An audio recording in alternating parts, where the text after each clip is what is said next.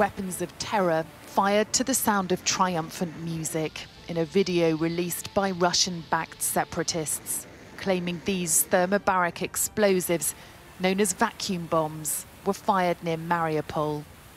Sky News has been unable to verify this footage, but what we can say with certainty is they inflict horrific impact, sucking the air out of people's lungs as they pull in oxygen to generate an explosion.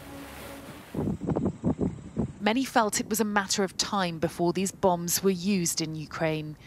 The destroyed city of Mariupol, a clear example. Russia appears to have no boundaries.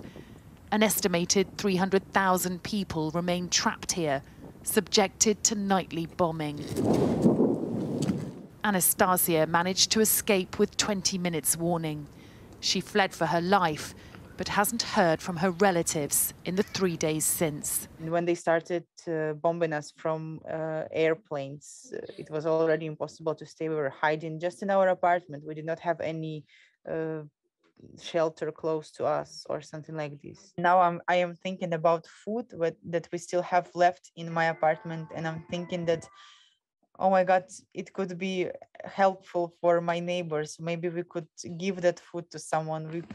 We did not have time. We just have something like 20 minutes to pack. I only took my laptop and shoes with me. That's it.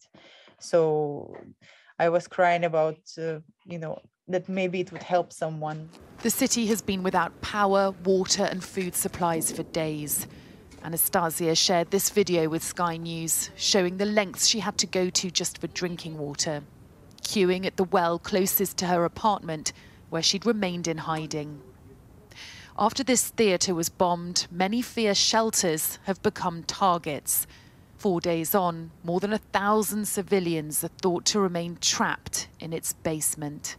Now an art school has been hit too, sheltering 400 people, including children and the elderly.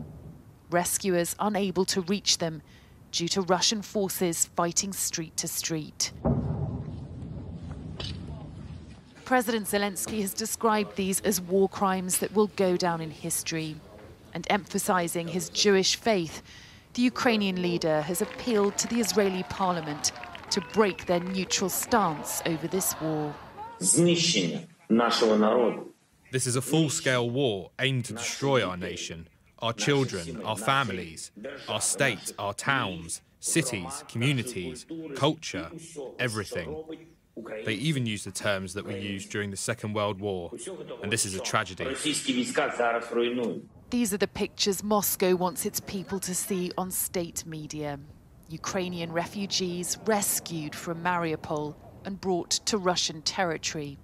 But Ukrainian officials claim thousands of citizens have been removed from shelters against their will, their passports taken, and then relocated in remote locations in Russia.